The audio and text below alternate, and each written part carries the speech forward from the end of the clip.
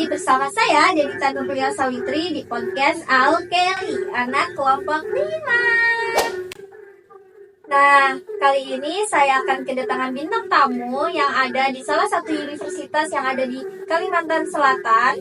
Kira-kira ada yang tahu nggak sih universitas apa? Apa tuh? Universitas Borneo Lestari. Langsung saja kita sambut. Ini dia bintang tamu kita.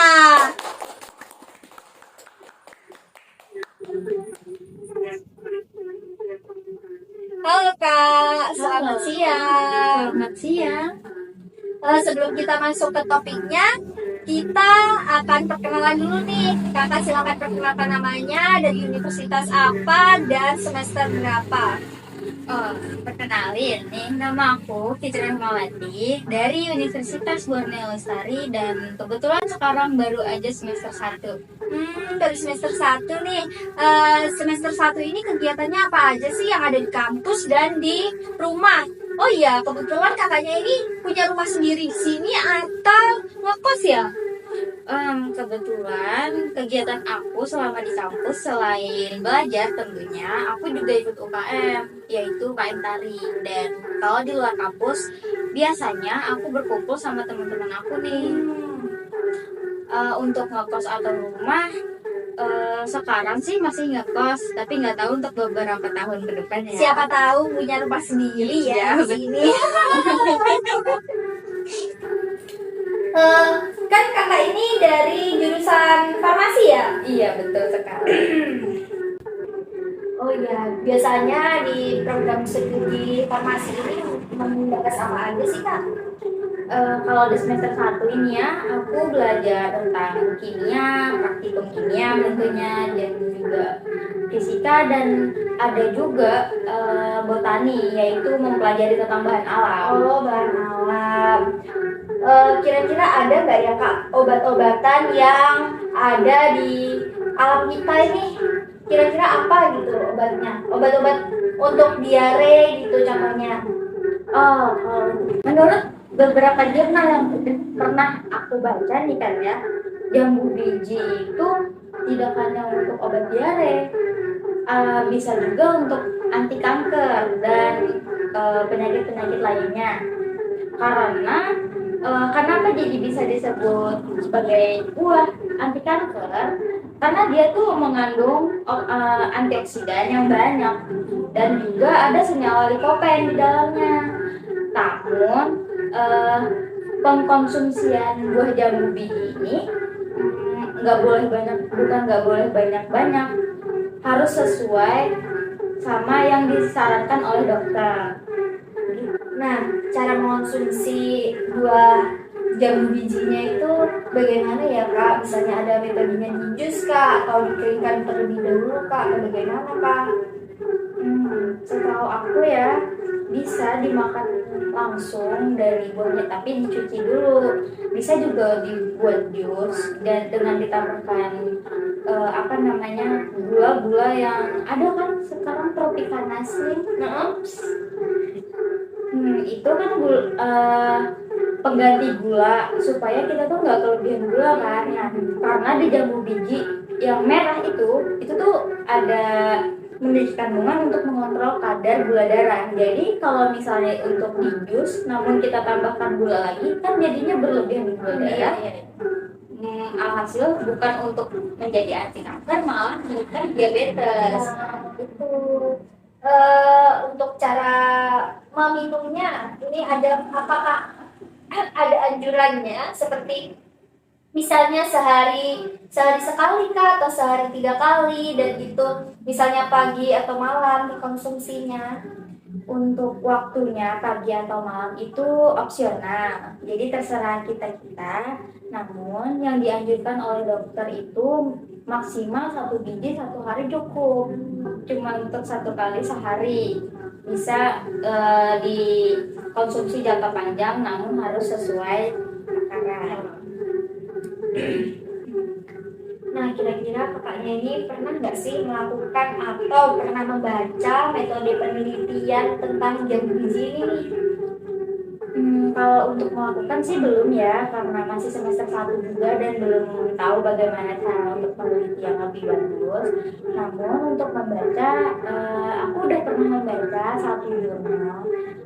Dia di jurnal itu melakukan memakai metode deskriptif sampel. Jadi dia tuh menggunakan beberapa orang sebagai responden untuk mendapatkan hasil yang untuk mendapatkan jawaban apakah benar jambu biji ini tidak hanya bisa digunakan untuk diare saja. Nah, di situ tuh tertulis respondennya ada banyak karena dia memang meneliti di suatu kampung kan.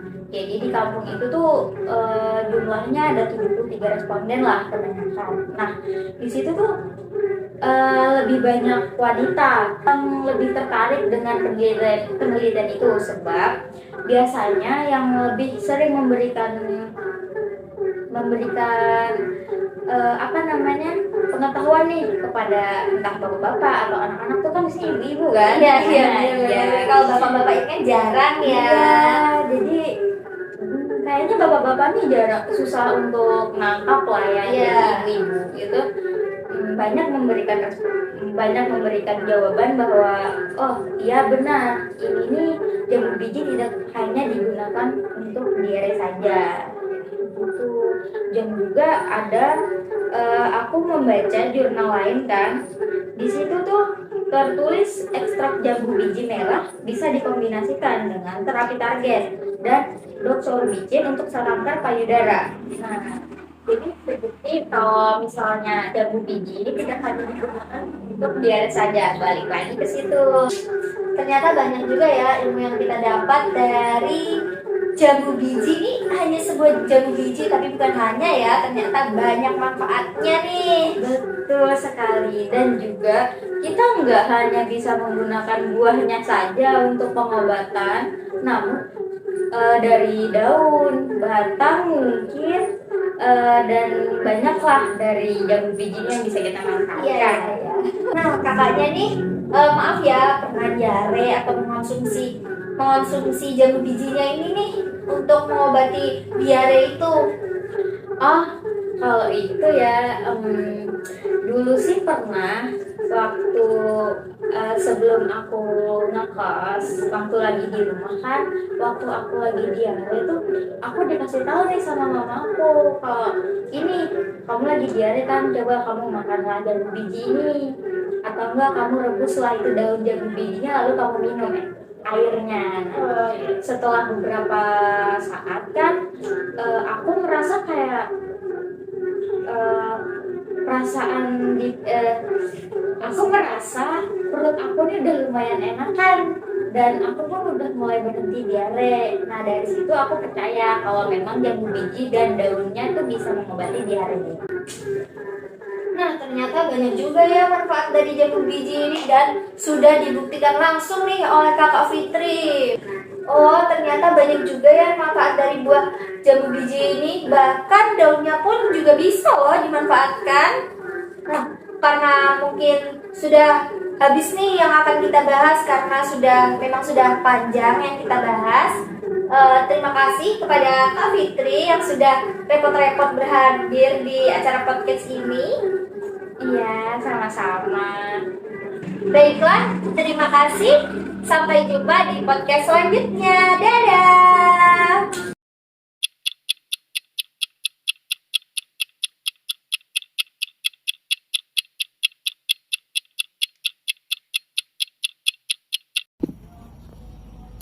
Halo semuanya, kembali lagi bersama saya Demita Nurlia Sawitri di podcast Alkeli, anak kelompok 5.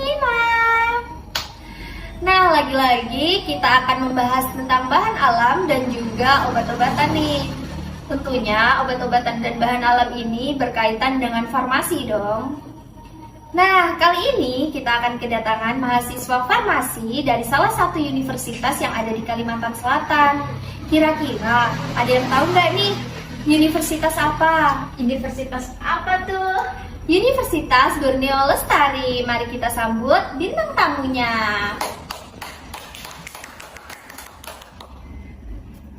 Halo. Halo Kak. Hai. sebelum kita masuk ke pembahasannya nih, boleh dong kakak perkenalkan dulu siapa nama kakak, dari program studi apa, universitas apa, dan semester berapa? Baik, kenalin, saya Muhammad Putra Dian Iksan dari Universitas Borneo Lestari, Prodi S1 Farmasi, semester 1. Oh, baru semester 1. Kira-kira di semester 1 ini kegiatan kakaknya nih ngapain aja nih, di kampus atau di luar kampus kah? Kalau di kampus itu saya mengikuti UKM, dan di luar kampus itu seperti kegiatan olahraga seperti mini soccer, futsal, basket, dan voli. Oh, iya. Kakaknya di sini ngekos atau apa? Punya rumah sendiri kah? Berumah. Oh, iya. Oh iya kak, kemarin saya tuh makan buah tomat nih yang dimakan langsung. Kira-kira apa nih manfaat dari buah tomat tuh?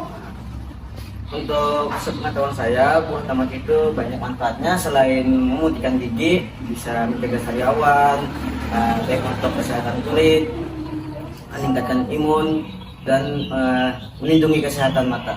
Oh, untuk pengonsumsiannya nih, kira-kira sehari berapa kali, atau caranya tuh di jus kah atau dimakan langsung?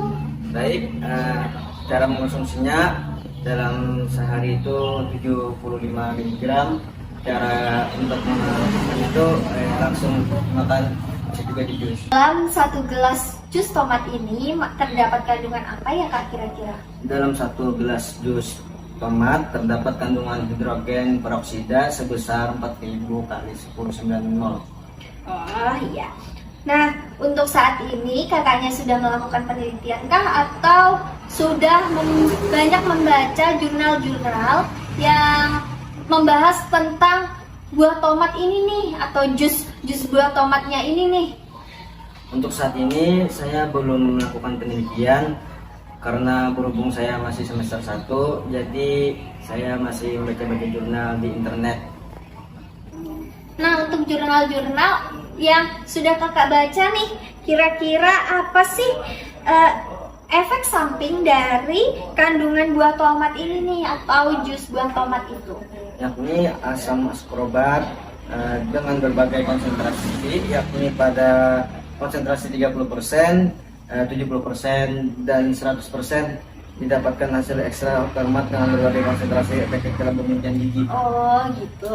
Ya. Kemungkinan karena waktunya sudah hampir lama ya kak kita mengobrol di sini, jadi kemungkinan itu saja sih yang saya tanyakan.